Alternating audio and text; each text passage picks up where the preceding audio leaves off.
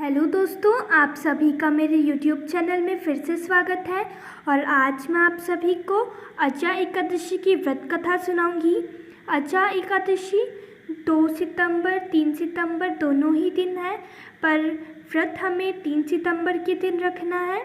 तो चलिए अचा एकादशी व्रत कथा शुरू करते हैं।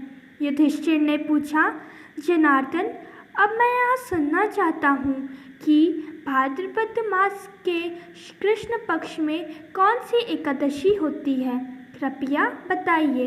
भगवान श्री कृष्ण बोले, राजन, एकचित्त होकर सुनो। भाद्रपद मास के कृष्ण पक्ष की एकादशी का नाम अचा है। वह सब पापों का नाश करने वाली बताई गई है। भगवान ऋषिकेश का पूजन करके जो इसका व्रत करता है उसके सारे पाप नष्ट हो जाते हैं। पूर्व काल में हरिश्चंद्र नाम एक विख्यात चक्रवर्ती राजा हो गए हैं, जो समस्त भूमंडल के स्वामी और सत्य प्रतिज्ञ थे। एक समय किसी कर्म का फल भोग प्राप्त होने पर उन्हें राज्य से भ्रष्ट होना पड़ा। राजा ने अपनी पत्नी और पुत्र को बेच दिया, फिर अपने को भी बेच दिया।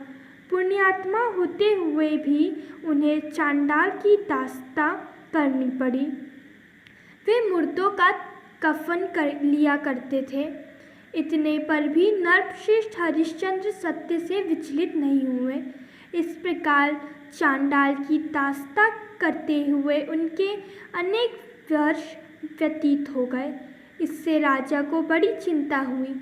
वे अत्यंत दुखी होकर सोचने लगे, क्या करूं, कहाँ जाऊं, कैसे मेरा उद्धार होगा। इस प्रकार चिंता करते करते वे शोक के समुद्र में डूब गए। राजा को शोकातुर जानकर महर्षि गौतम उनके पास आए। श्रेष्ठ ब्राह्मण को अपने पास आया हुआ देखकर नरश्रेष्ठ ने उनके चरणों में प्रणाम किया और दोनों हाथ जोड़ गौतम के सामने खड़े होकर अपना सारा दुखमय समाचार कह सुनाया।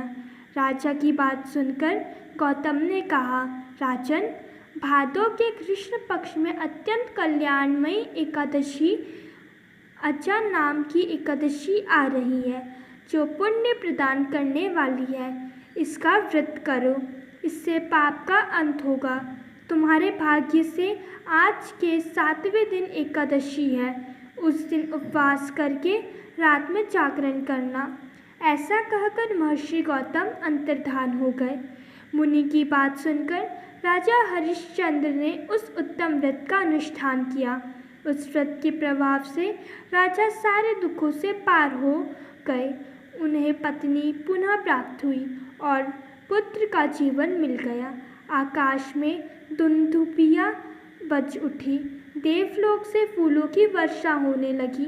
एकादशी के प्रभाव से राजा ने निष्ठकान राज्य प्राप्त किया और अंत में वे पुरजन तथा परिजनों के साथ स्वर्गलोक को प्राप्त हो गए।